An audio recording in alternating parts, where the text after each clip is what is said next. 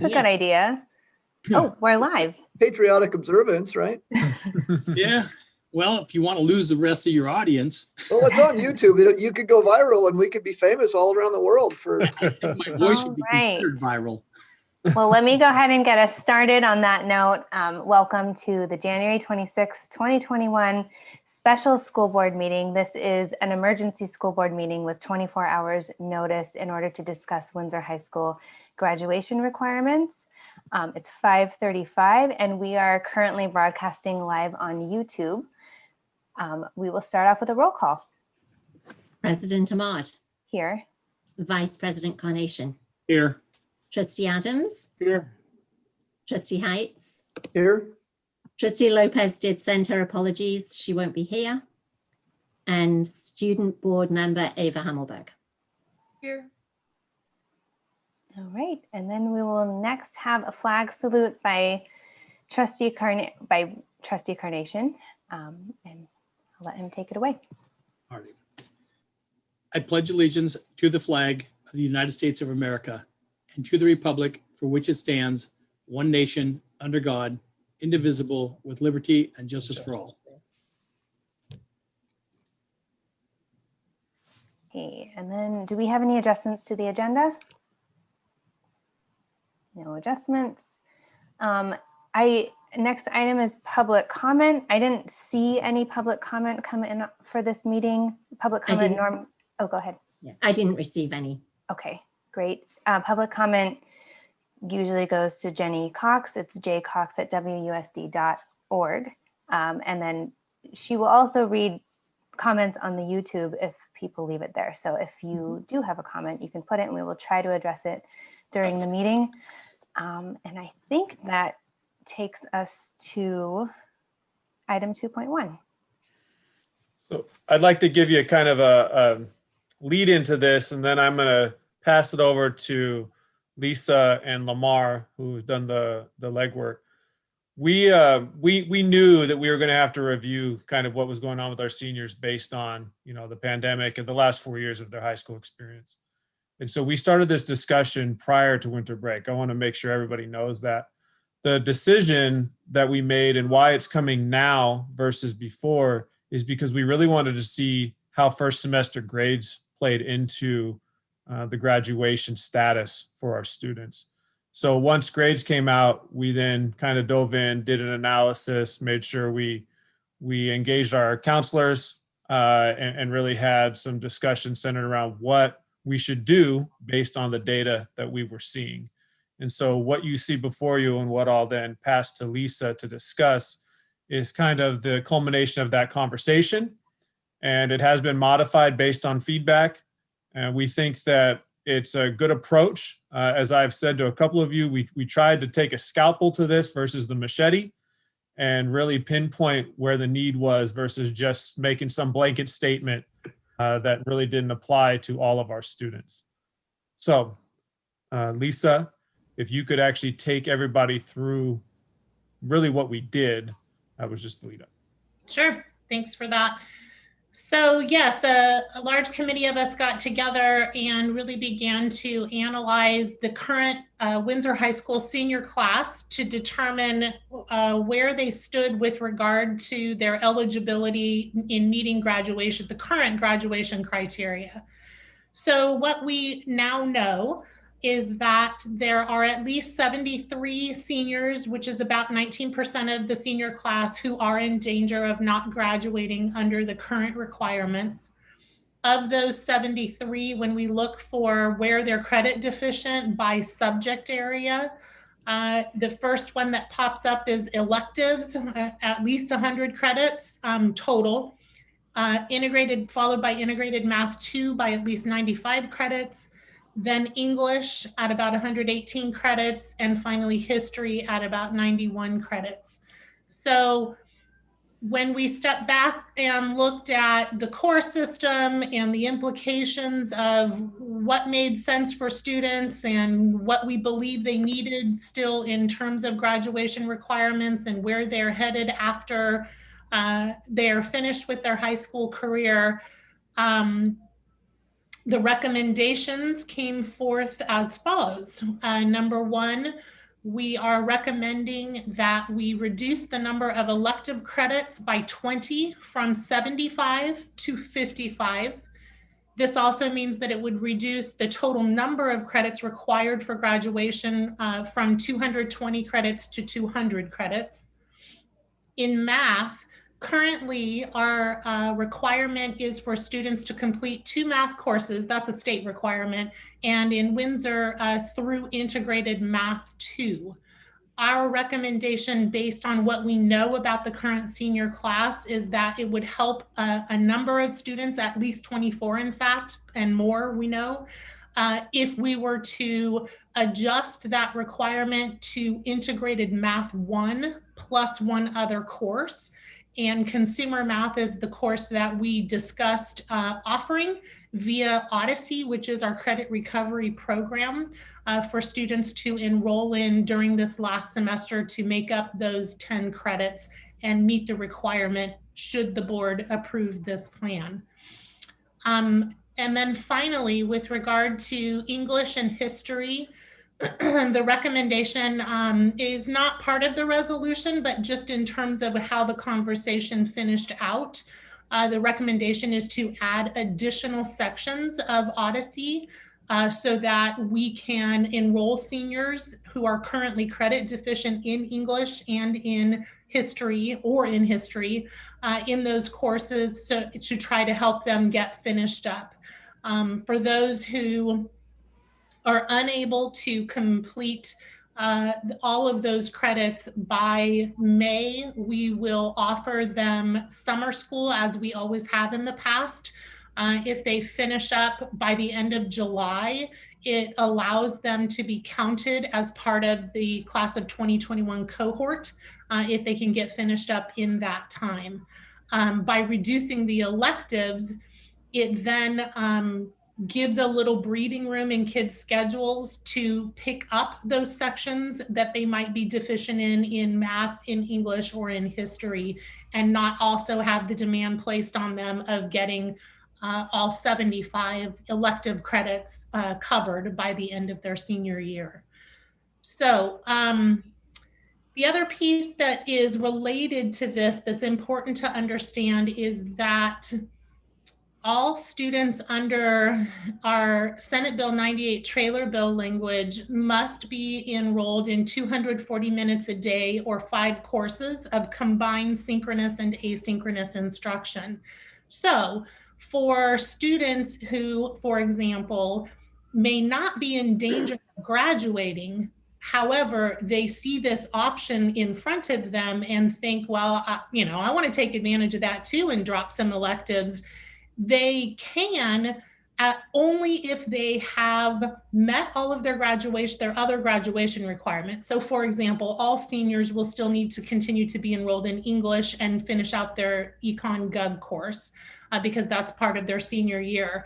But if they have already met their other elective requirements and they're enrolled in more than 5 classes, so 6, 7, or 8 classes, then we could entertain requests to drop down in electives as well. But they would still have to meet the minimum 5-course, 240-minute per day language. So I think that that covers the proposal at the moment. And I know there are probably lots of questions. So that is why I came equipped with high school administrators, Lauren Schmidt from the counseling department, who has been tremendously helpful to me in the last few days as we've ironed out details and thought partnered through scenarios. And then also Pete Stefanisco is here as well with a teacher and union voice. So Eric, I think I saw your hand up. Yeah, if nobody minds if I take my turn first here. Are we considering this as a permanent policy, or will this be just this one class, or will we go back a few years because juniors and sophomores also suffered through COVID and all that? What's the timeline? Good question, Eric. So this is intentionally brought to you as a resolution this evening because we are only focused upon the class of 2021 currently. It's not to say that Next year, we might not go back and look at the class of 22 and see what their situation is, but we've only done the data analysis for the class of 2021, which is in front of you this evening. And when you did that data analysis, did you compare it to, you know, the class of 2019 or 2018 to see how many deficient they were? And what's the difference this time between what it was in the past? We did, you know, and it's interesting. The reports that we got from the counselors after first semester grades posted was that statistically speaking, mathematically speaking, there wasn't a significantly higher number of seniors who were at risk of not graduating. So that's interesting. However, we also feel strongly that when we step back and take a look at the multiple school closure days that they have been through and the accompanying trauma, it feels, we feel ethically and morally responsible to make the graduation requirements commensurate with their high school experience. And so that's the proposal that we're bringing to you. And Eric, I think also to interject that, you know, we always have at the end of every year, some seniors who all of a sudden become amazing students for the last 5 weeks of school. It does happen. And part of the problem that we see with this year is it's a lot harder to corral those students. We usually have teachers dragging them to a classroom. We have counselors saying, oh no, you're not going home today. You're going to come and do this. And they're right there, right? They're a captive audience. You can go grab them and make sure they're doing something. We don't have that. So it's a significant, I don't want to say significant issue, but it's a big change, and it's going to make things a lot more difficult when we're really trying to catch these guys back up. So I'll keep going if nobody minds. If we do pass this tonight, or if it's approved, and we add the extra Odyssey classes and such, how will the monitoring of those Odyssey classes be? Will we have a 10-to-1 student to teacher ratio? Will we have kids coming in to get checked on? Will they only be virtual? How's that going to work? Yeah, that's a great question too. The recommendation that we have currently is that the Odyssey sections require synchronous time and support. So it would still be virtual. It wouldn't be in person. However, because typically Odyssey is 100% online and there may be email or text exchanges between teachers and students, because these are kids who are in danger of not graduating, the recommendation from the team who met is that for each of those, well, the current Odyssey sections, because we would fill those up first, and then those that we open, we would ask those teachers to meet synchronously on a regular basis with those students to ensure that they are progressing and getting their needs met and getting their courses taken care of. I have a question. I'm wondering, do these students all know who they are, and what's the contact like with them, their families? Are they interested in doing this? Have they kind of given up? I'm just kind of wondering where they're at and whether they're receptive to this. I mean, it sounds like you've thought a lot about how to help them kind of make it to graduation, but make the requirements a bit more flexible for them, and just interested in kind of how it's feeling with the students. I'd love for Lauren to take that question. As a counselor, she's the boots on the ground contact and interface with many of these students. So Lauren, would you like to respond to that? Sure. Hi guys, Lauren Schmidt, academic counselor at Windsor High School. So yes, the kids who are currently enrolled in Odyssey, we were in contact with all of them and their families at the beginning of the school year, giving them all of the information about Odyssey, and the Odyssey teachers have been working with them. When we did identify that there were more students failing at the second progress period, we did send home communication to the families and students at that point too, letting them know that there was a risk. As far as contacting them at this point, we're actually waiting for this decision to be made, because we didn't want to be reaching out to students to give them either false hope if we were offering some of these things, or to be spreading misinformation. So at this point, we are on hold. I think that especially in regards of the math, there will be a high level of receptiveness. These kids are really struggling. I mean, they are a population that has changed dramatically during the pandemic. We, in the past, we shared that, we don't have a huge number of more students that are not meeting those, or that are at risk.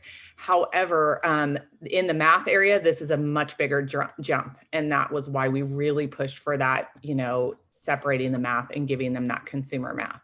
So I think those kids will be very happy to see that lifeline. And, we're there to offer it and walk them through. In the end, yes, they have to make the decision to step up and get it done. But we're hoping by giving them the hope that this can be done and giving them some respite, that will kind of regain some of that motivation with the kids who've been struggling.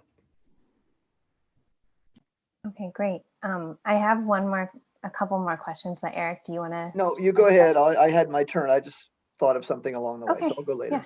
Yeah. The next question I had was about the math.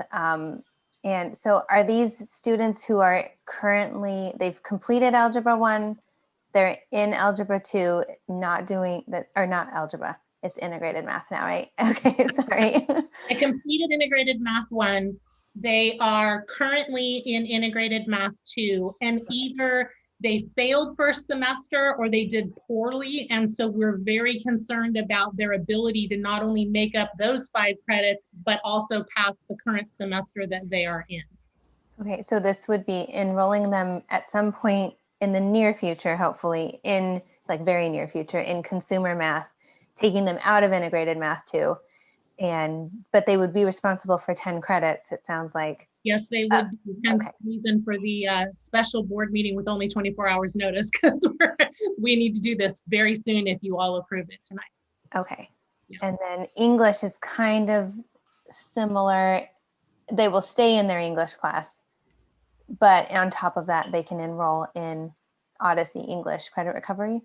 Exactly. Okay. Yeah. And if we go ahead with reducing the elective requirements, that loosens up and creates room in their schedule to add those English Odyssey courses to get it done. Okay. Eric, did you want to go, or if anyone else has anything? You mostly asked the same question I was thinking of, Stephanie. So that was, we're on the same track, but can the students take integrated 2 and consumer math concurrently, which would allow them to get the credits and then also be A through G eligible? Or would it be in place of? Because we have 8 periods available. Most of them only take 6. I'm just wondering if we would open a section where they could do both. The kids that we're proposing this to, they're not being successful in IM2. And so if we don't get them out of IM2 at this point, they're just not likely to pass it. Those that are likely to pass it, we're going to keep them in IM2 and they won't need consumer math. Also, the students need to complete IM3 to be A to G. These are seniors. Ready. This is just IM2 that we're talking about. Other questions? I'm not seeing other questions. Sure. Bill raised his hand earlier. I'm not sure. He did? I did not see. I don't know. He might already been I answered. have a couple questions. I appreciate the need to do this. It seemed to me when I looked through the course catalog that if you drop a course after 2 weeks in spring semester, you get an F. So that's going to have to be addressed or added as a waiver as well. It seems to me if we're going to have people withdrawing of classes several weeks in at this point. And from a flexibility standpoint, I appreciate the need for our graduation at risk students. I had shared with Jeremy, and I'm frankly surprised it wasn't brought up before right now. On the other end of the spectrum, I would like to do something where flexibility for kids who may be graduating but would like to have some agility to adjust their GPA. If their GPA has suffered in this, I will tell you what the CSU system does is they offer the option to students to have grades be given or credit or no credit given. Pass, no pass is how it's listed on page 51 and 52 of our course catalog. Pass, no pass in our rubric is a D- or better. For the CSUs from an A through G, it's C or better. But I would like to have also flexibility for those not necessarily at risk of not graduating, but may have suffered some adverse effect if we're going to be making accommodations for students. So, Mr. Adams, what we've done, Mr. Decker and Ms. Saxon, they shared this concern with me. So we looked at our students, and of the 108 students who had a 3.5 or better GPA at the end of their junior year, 79 of those students have actually seen their GPA go up. 6 of those students, their GPA has stayed the same. 23 of those students, their GPA has gone down, and actually 4 students have actually increased their GPA to over a 3.5. So the students that will fall in the range that you're talking about are those 23 students whose GPA has fallen below 3.5. And what Ms. Saxon asked me to do was reach out to all of those students and talk to them about their plans.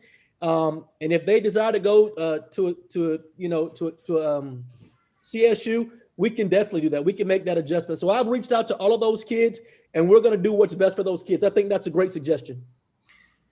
And I think the other thing too that's important to understand is that there may be more than 23 who want to take advantage of it. However, it has to be understood that, number one, they have to be on track to meet A through G, because you have to be A through G to even apply to a CSU, and they have to only be applying to CSU. So if it's kids who have applied to a UC, a private school, and a CSU, counselors would not want to steer them the direction of taking any courses credit, no credit, because it'll hurt them, because the UCs will not accept that. So we will have to identify only students who have only applied to CSU campuses. And I disagree with that limitation. I'd like to offer it to any student who would like to take advantage of it. Explain to them that if they're a UC or they're a Common App student, there's a deficit to do that. And these students, much like the students to take advantage of the 200 credit graduation and the other accommodations we're making, the student and their family can decide. I don't want to limit any flexibility. If we're making flexibility from COVID and things, I'd like to open this up as another policy shift. I know that might be another set of work, but I think also students and their families own the responsibility or explanation. A simple blurb or two could say that. I don't want to pigeonhole this to just kids who are A through G CSU eligible. I heard that number 23, Dr. Collins, a little earlier today, and I get it. I appreciate that the deep dive was made. I don't know that kids with a 2.5 to a 3.5 might not want to avail themselves to this. I have no idea. And I think if we offer it up as we're making accommodations and changing our course catalog, let's do it for our full spectrum of students. The ones at the top, the ones who are on the bottom having some challenge, and frankly, the ones in the middle, if they would like to do it. That would be my proposal. I think it'd be helpful to have the board chime in, obviously. So Bill, I was going to let you bring it up. That's why I didn't bring it up ahead of time, because I knew this was something that you're concerned about. But I'd like to hear from the rest of the board. I like Bill's suggestion that it actually is available to all the students. Maybe Amy's got something that maybe. Do you have something, Amy? The information we have from the CSU is that the grade has to be a C- or above in order to change to a pass, where currently, and if students elected that and had below a C-, where normally they would have a D, and they would get credits. If in this scenario, I'm wondering if we're looking at students who would not pass with a D because they didn't have a C- or better. If you're talking about it being universal for any student, regardless of their current GPA. I'm just going to throw this out there. I have no idea how this thought is going to be received or not, but if a student is getting a D- and they choose to take a pass fail, and they could pass, but it might not qualify for some schools, then they don't qualify for that school. This is where I kind of having this, I can make a lot of good arguments both ways of why to do certain things. But I remember when I was in college, junior college, and at the university, there were classes that I took pass fail options, and I took the pass fail option because it wasn't one of my stronger classes. And so I was having to work hard just to pass it. And then there were other classes that I didn't. So I like Bill's idea of extending that opportunity to all of them. I would like to see something written out, very short form bullet point, so that all the kids see it. And if they take those options, that the counselors, hey, here it is, you and your parents, you see the options. You see that if you take this, then you might not be able to get into this school, or they won't take those credits, and the parents and the students sign it. So that way they're not, that way we're sure that they're aware of it. Lauren, can you answer on application deadlines? Are there any application deadlines that are still open? Because it's my understanding that the kids have already applied. They know which schools they've applied to. There are still some through Common App. Some of the private schools have rolling admissions and are still have open ones, but we haven't heard from the privates what their stance is. The CSU has gone to the idea that they will accept the pass, no pass. However, they make it very clear in the admissions requirements, as Amy stated, that they are considering if we give a pass, that it's a C- or above. So this idea that they could be at a D- and get a pass, we would not be fulfilling what they have suggested. The UCs will not take pass or no pass. They have made it clear that the GPA stands, and that has been our understanding with the private schools as well, though they're all over the map. So there may be some that are taking it. To continue my thought, there might be a lot of students, I don't even know if it's a lot. If it's 10, for me, that's still enough, that they might go to the trade route, they might go to the junior college route, where the pass will work for them. I like the students and their parents to be able to make that choice for themselves. And if we're making these other accommodations for folks, I like Bill's idea to extend that opportunity to everybody in that class. Eric, you asked a bunch of good questions earlier that I think were on all of our minds, and so thanks for doing that. I've thought about this a lot today, and I've debated with myself. I can give myself a whole bunch of reasons why this is a good idea, and a whole bunch of reasons why I don't think it's a good idea. I think I kind of, I think I kind of fall back on the idea that Windsor, in my opinion, is a really unique place, that if you want to go to school and you want to get a state equivalent level education, you can do that. And if you're a 500-watt light bulb and you want to shine super bright, we provide that opportunity as well. So I like the idea of giving the kids the options, but this is kind of a interesting thing. I'd also like, Stephanie, if we could hear Ava's perspective on this. I think this is a uniquely student piece, and Ava, if you don't mind being put on the spot about giving us her 2 cents on the merits of what we're discussing. Yeah, right now I'm still trying to kind of understand the situation, but I mean, I benefit from the GPA system because I do well in school, but also knowing plenty of kids who I can already think of like 10 people who would love a pass-fail system.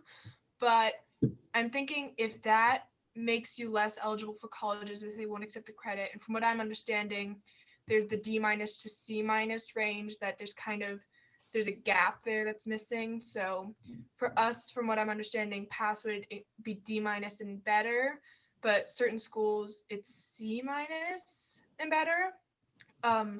So what I'm wondering is, if we do offer pass fail for all students, would that mean that for our school pass fail becomes C- or better, or would there just be that gap for students where they wouldn't be eligible for certain schools? That's the main question I have right now.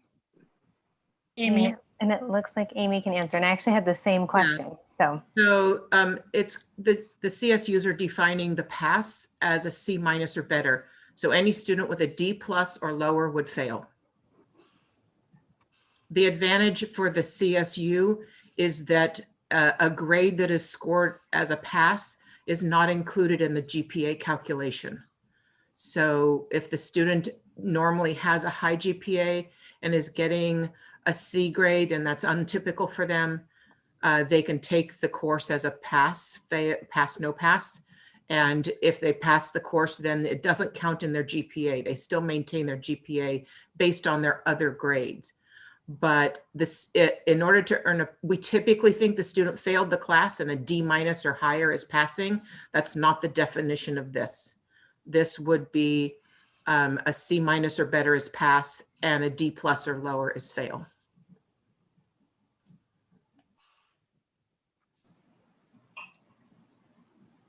If I could, I'd like to go back to what Lisa mentioned earlier, and that there is a, can't think of the word right now. There is a petition on the board. I'm sorry. The resolution? Resolution, gosh, thank you.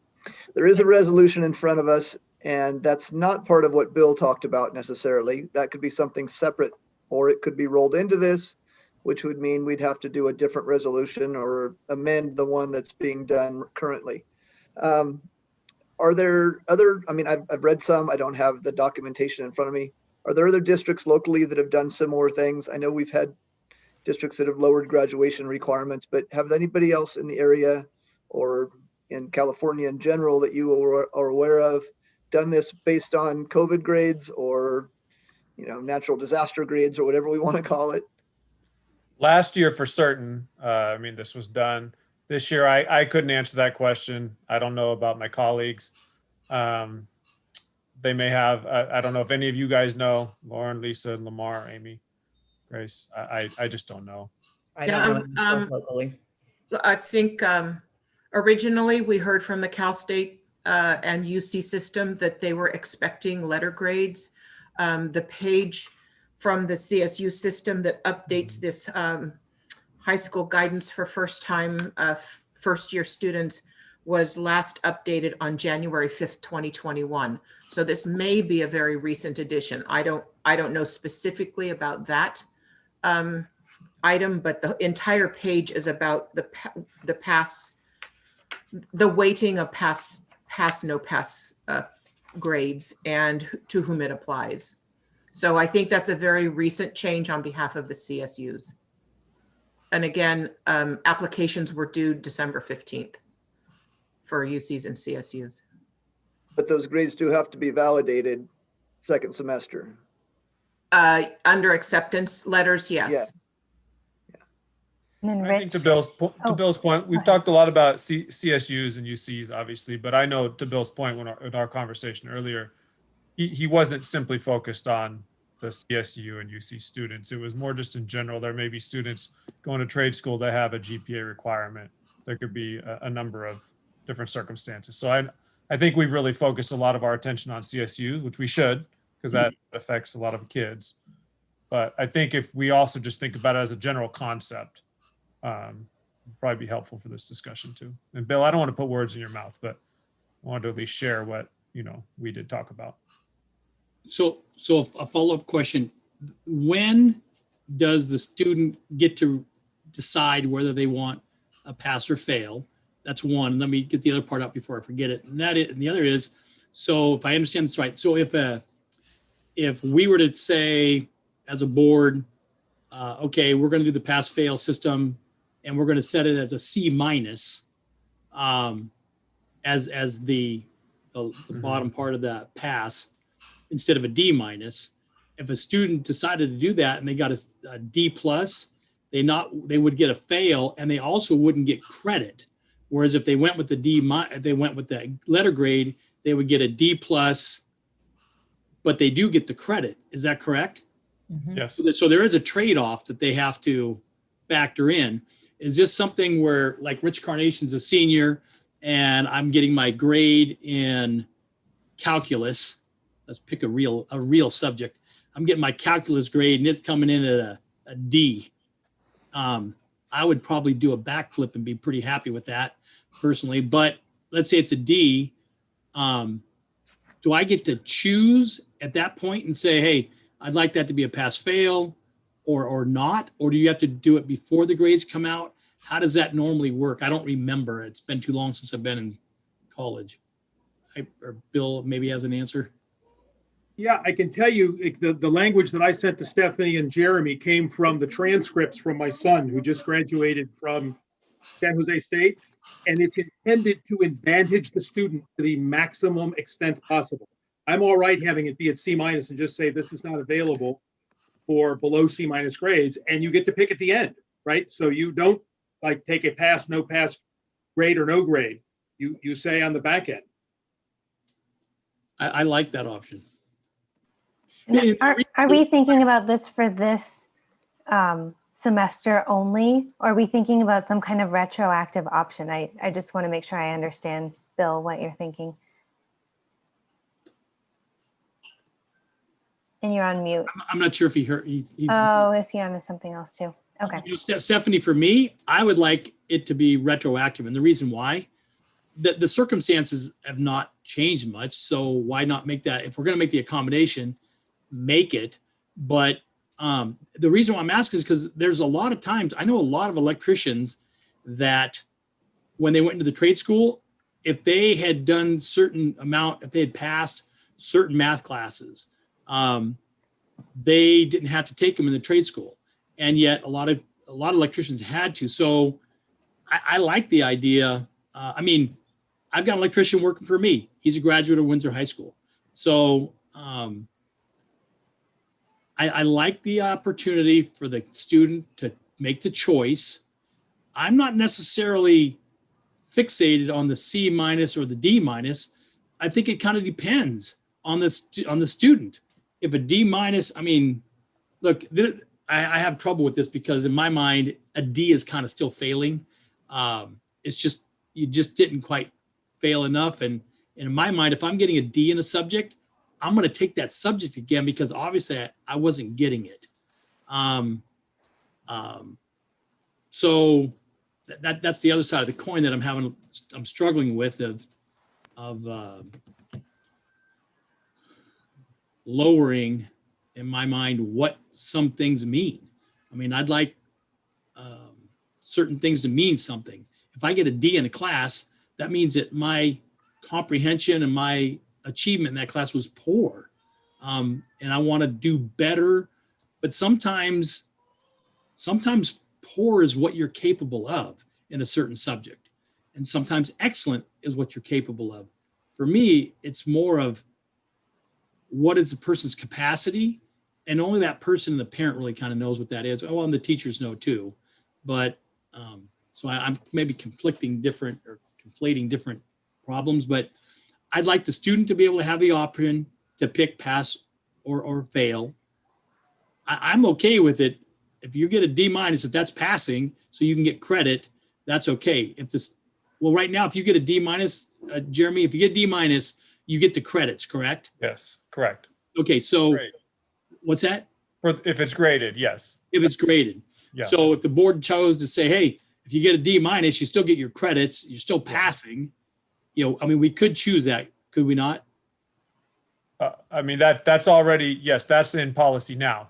I think what we're deciding is if we're going to retroactively offer or in the future offer a pass-fail option where the fail or a pass is a C-, and then go back and really audit each student's transcript to see if it would benefit them. I believe I think that's what we're discussing.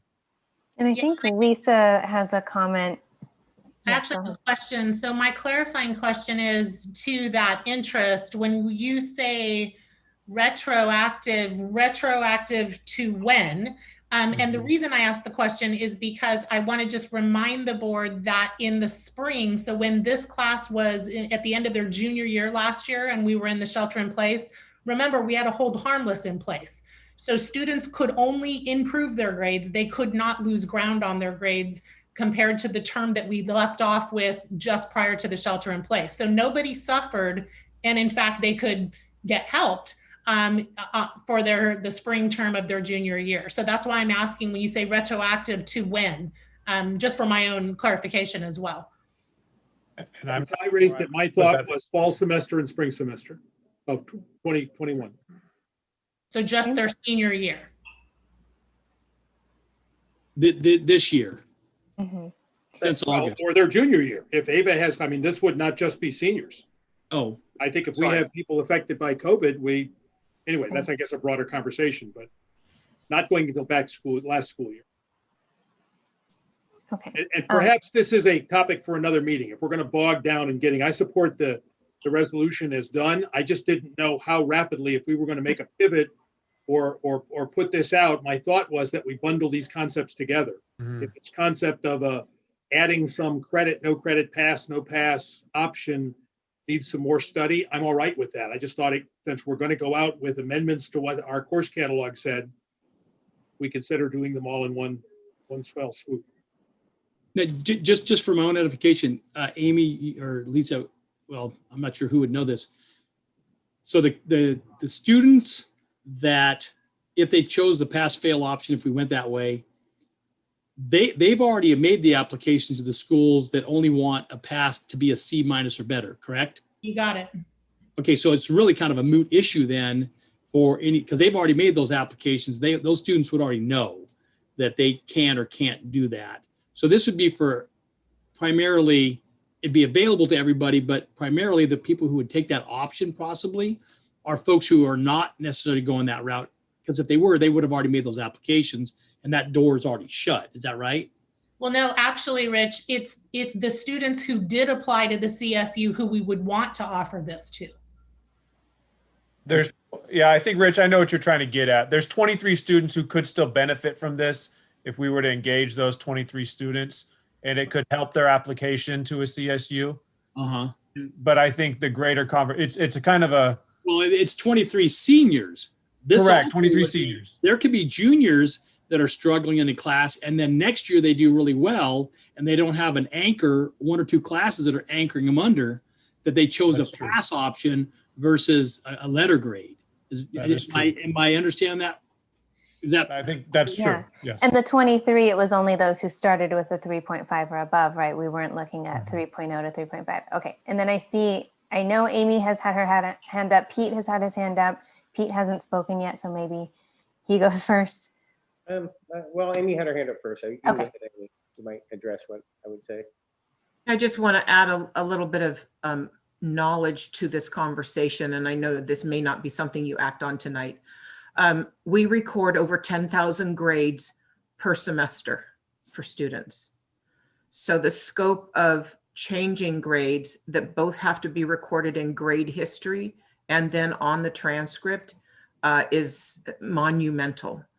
The other thing to keep in mind is that the junior college only allows pass, no pass petition within the first 30% of a class session. So if more than 30% of the classes have occurred, that's no longer an option unless there is clear documentation of extenuating circumstances after the 30% of the class. But just the scope of how far this could be if it was open to all students, and the massive work that would be needed by our staff. And I would also argue that I'm not sure it's legal to go back and change grades, right? If I gave a student a D- and you go back and say, no, that's really a pass, that's not the grade that I gave them. And we've been looking at Ed Code recently, and they're equivalent in some way, but they're not the grade that was earned. Going forward, I don't think it'd be a problem. If we said that a student can either take a pass or a letter grade, knowing that they need a C- for it to be a true pass for UC credit, then they can do that at the end, right? I give them a percentage, but I'm not sure you can go back and change the grades that I've already issued. I agree. Yeah, that's not something kosher. My comment about that, we've had a lot of discussion about the pass or the no pass, whether it's a D or a C. I would, and it's, elongating the conversation, but I would kind of propose that we have, if we're going to go this direction at some point, maybe make it be called proficient, and then that's a C- or better. And anything below that is graded as a D or an F. But if they want to be proficient, they'd have to get the C-. That's just another term we could use rather than a pass fail. If they're hoping to get the proficient, but they get a 65 and that's a D, that doesn't mean they fail. It just means they don't get the proficient, they'd get the D on their grade, or they, have that other option. And then the other piece of that, I'm going to put on my teacher hat now. I've got 180 kids on my roster. And if some of them are being graded traditionally and some of them are being graded on pass fail, I'm the one that goes in and puts those all in. And if we move forward with that, there's going to have to be some really strong record keeping kept on who is in which position and who gets graded this way and who gets graded that way, because I don't want to jeopardize somebody's college entrance because I put a regular grade in instead of a pass fail grade. And I don't think it should fall onto the counselors to go back and change what I put in. Like Pete was saying, the teacher grade is what is entered. So a little bit of a slippery slope there. Can I ask this then? I think what would help my staff, I feel like we're probably going to do two separate conversations at this point, right? We've got a resolution I think that we need to address. And then I think that we need direction from the board on if this is something you want us to explore further. I don't think we were prepared enough to have this robust of a conversation around this topic. So I think that I'd like direction from the board on what our next steps are. I think I have direction from Bill. I think I have direction from Rich.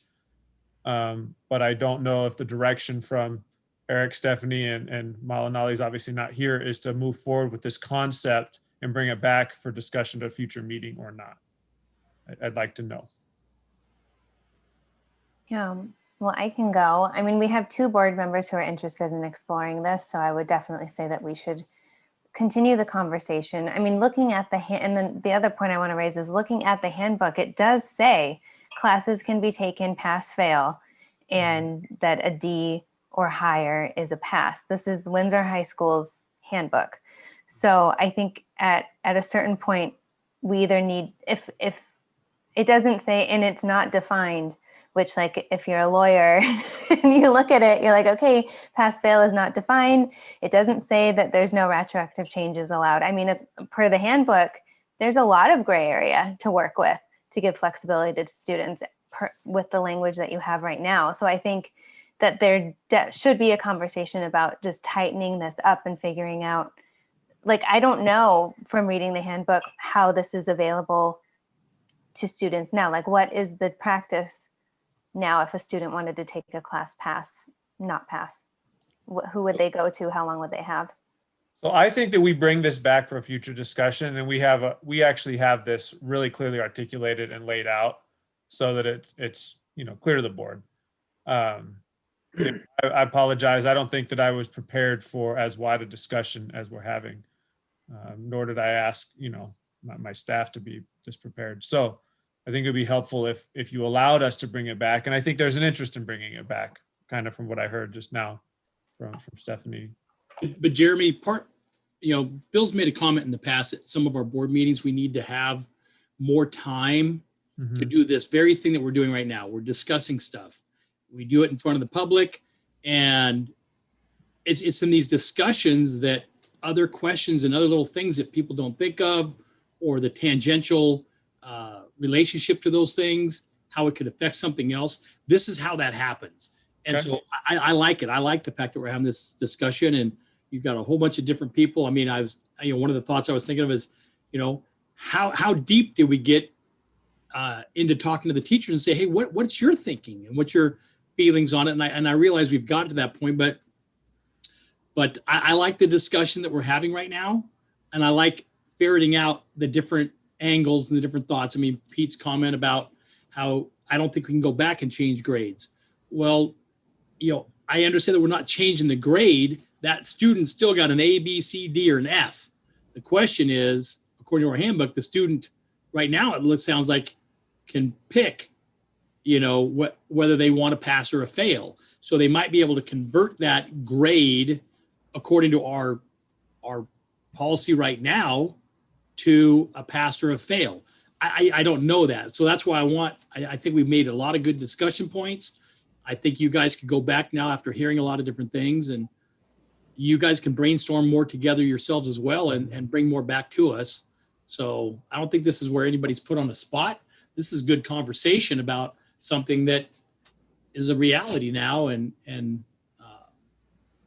you know, we're doing it all because we want to help the kids. Sure. Yeah, and I see Lamar's hand. Yeah, I feel very strongly that we have about 73 to 80 kids that really need us to allow them to drop those elective credits from 75 to 55. And they really need us to say, you can get out of IM2 right now and go to consumer math now. They have to earn 10 credits and they're already 2 weeks behind. And as a high school principal, I'll take credit for that. I should have saw this coming last semester. I didn't see it in time, but those 70 to 80 kids, they need to be transferred out of IM2 into Odyssey Consumer Math as soon as possible. So I would ask that at least for those students, if we're going to allow the pass fail for those maybe from the 2.5 to 3.5 or however we want to do it, because Mr. Adams, I think your point is very legitimate. I mean, because there's some kids who may need to go to another college that want to raise that GPA. Totally get that. But for those kids that need to graduate high school, I would just ask the board whether we continue this on another discussion later. I'm all with that. But for those kids, let's please make a decision on whether we can do those two things. One, lower the elective credits from 75 to 55, and two, allow them to get out of IM2 and into consumer math Odyssey for the remainder of this semester so that they might graduate. I think that's, oh, go ahead. I So saw in Bill that vein, unmute. if I might, Stephanie, I'd make a motion, we approve the resolution as presented with two additional items to be added in there, not related to the pass, no pass. One, I believe we need to address, are they doing senior presentations in a senior project or not? I haven't heard anything about it. I reckon, I don't know if they did in the spring. If they're not, that's a expressly articulated graduation requirement. So if that's also going to be not done, I believe we need to strike that. And I would like us to say, we are waiving this penalty that if you withdraw from a class after 2 weeks in spring semester, you get an F, right? And we specifically say that criteria is there. And that also, I think, needs to be cleaned up. Those two additions, an amendment to the resolution, I would move that we approve resolution 2107.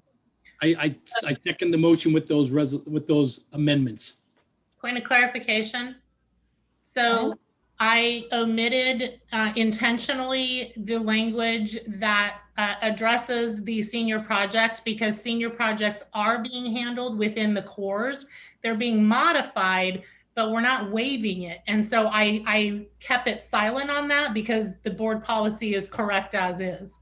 Okay, then I'll strike that amendment. And I'll second it with that strike. All right. Before we vote, I want to check and see if there was any public comment. Jen, have you seen anything? No, nothing. Okay. Amy? Is there clarification on the waiving or changing the penalty for the withdraw F? Is that because these students may be dropping a course in order to take their credit makeup? Or is there a time frame or limitation? What's the? So the course catalog, Amy, says if you drop a course after 2 weeks in spring semester, you get an F. That's what Okay, but are we talking that because the students may be dropping electives right now, part of these 73 students, or are you thinking that the student who's in AP Physics all the way up until April and then says, I don't want to do this anymore, like they can withdraw? Or I don't know. Again, I would make it across the board. If we're going to make an amendment, I would say, I don't know. I don't know what you'd like to do. To my view, to say we have 73 students, we have 450 students that are going to graduate this year. So my point was, where the proposal is made, there is dropping classes to go do some other things. And that seems to trigger an automatic F unless we make a change to that provision.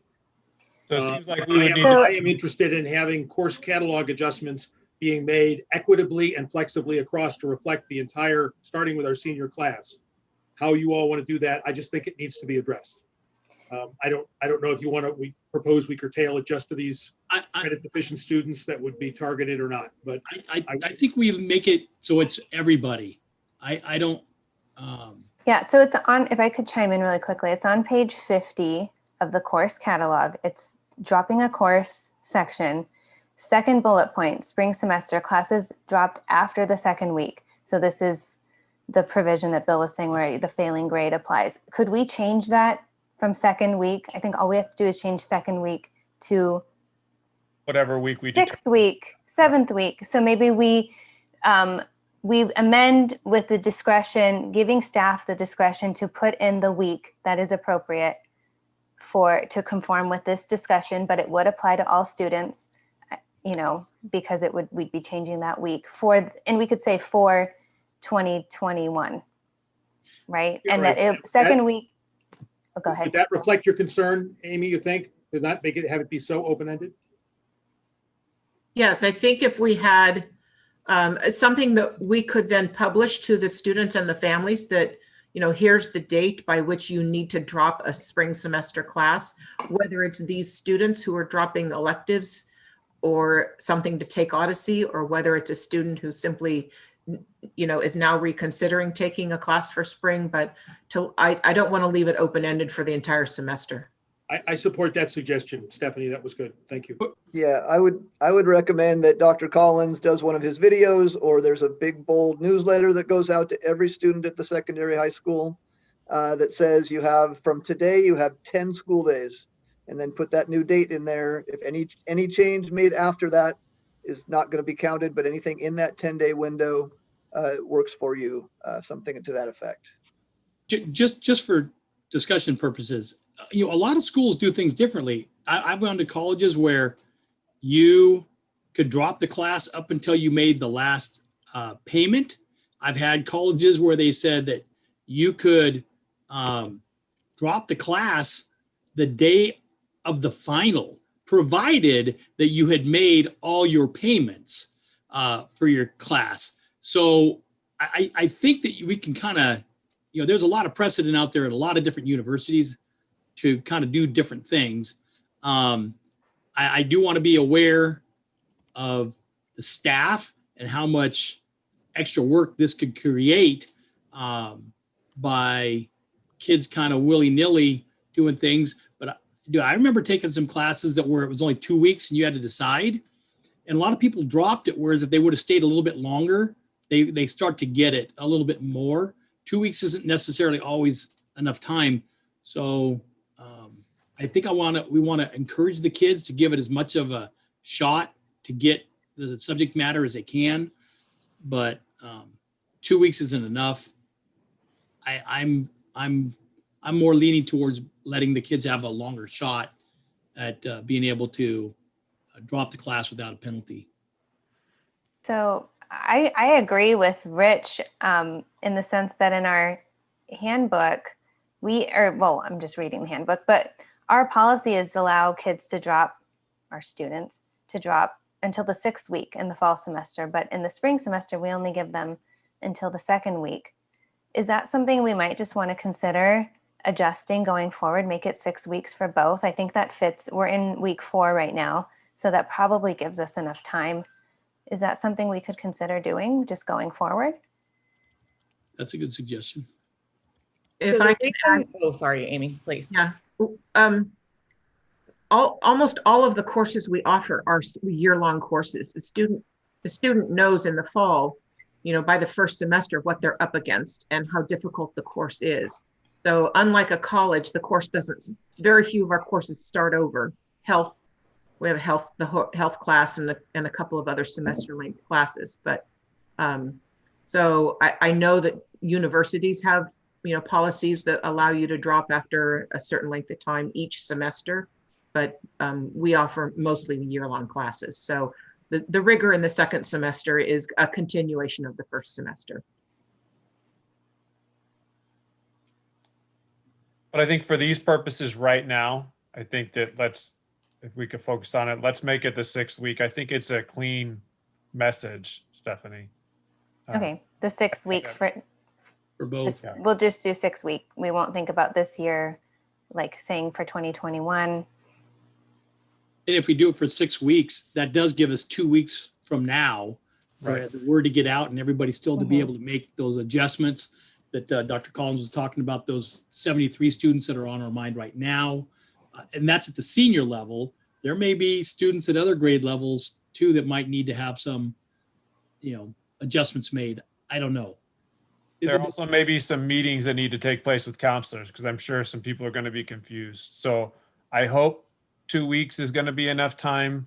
Lauren, I will lean on you to tell me if that's accurate. I'm worried that it won't be, frankly.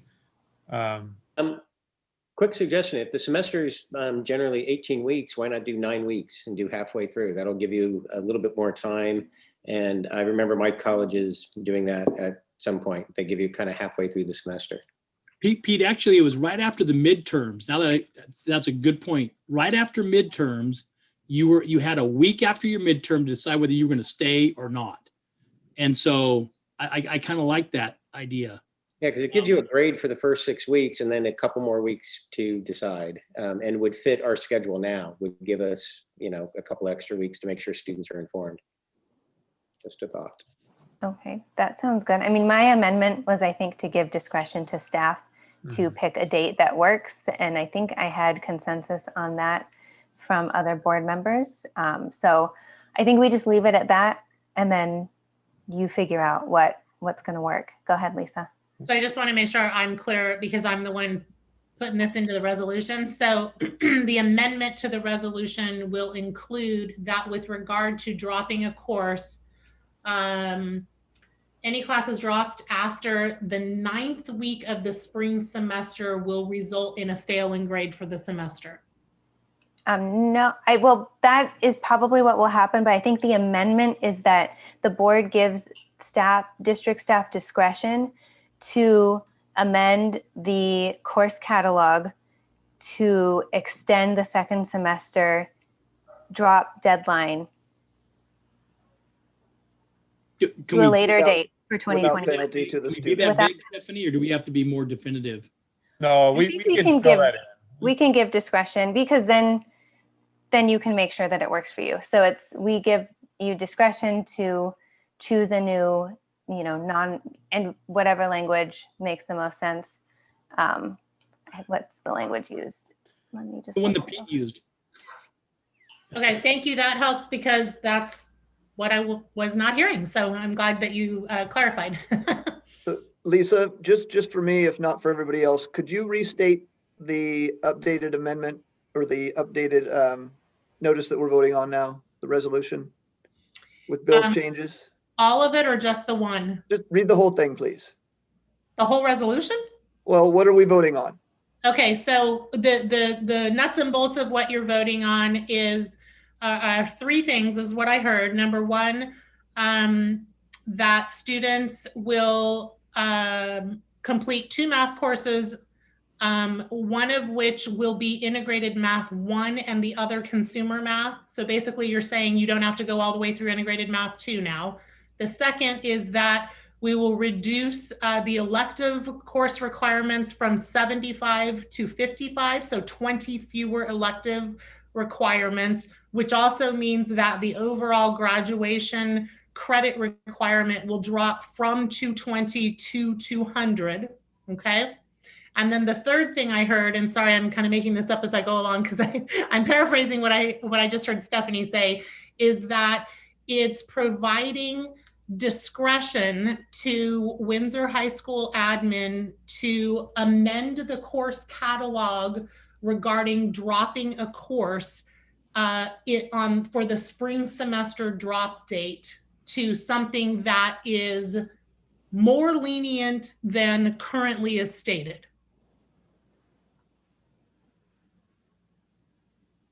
That works. And are you reading from you're reading from the resolution and not the one in the agenda? Because I feel like it's organized a little bit differently in the actual. I paraphrased, Stephanie. I'm not, okay. I mean, I am, yes, I have the agenda, but I'm trying to, the wording in the agenda is, I worked off of a template and it doesn't make it as clear as I would like it to be. So I was stating it so that I think Eric was saying, cut to the chase, like, what are we really agreeing here to? And that's what I was trying to express. Yeah, no, that's good. I'm just, my question about the resolution that we are voting on, like the official one, I don't see consumer math listed. Is there a reason for not listing it as the replacement for Math 2? I just see, unless I'm missing it, which I could be not seeing it. Yeah, I think the reason that we're not listing consumer math is because that's the one that we'll offer to the current 24 students that we described. However, there are other students who may have completed something else in addition to integrated math 1, and we don't want to box ourselves in. Okay, so you're saying they will complete the the ed code graduation requirements for math, so we don't have to explicitly say. Okay, that makes sense to me. I think we have a motion, we have a second. I think everything sounds good on the resolution. Are we ready for a vote? Okay, One more quick Go thing. ahead. Go ahead, Eric. Are there terms on this, or is it just for this year, or are we going to do this forever? No, it clearly states that it's only for the 2021 academic year for Windsor High School. Okay, so Because remember, you've already taken action on North Bay Met and Windsor Oaks, so we have to clarify which school we're talking about and which year. so a freshman or a sophomore can't count on having fewer electives. It's just for the people graduating now. Just this year. Okay, I wanted to be clear on that. Okay. All in favor? I think we have to do We have to do a roll Oh, call. roll call. Never mind. Jen gets to do it. President Ahmad, Yes. Vice President Carnation, yes. Trustee Adams, Yes. and Trustee Heights. Yes. All right, resolution passes. Thank you, guys. Thank you for a robust discussion, guys. I appreciate it. And we'll bring back the other item at the next board meeting. Yep.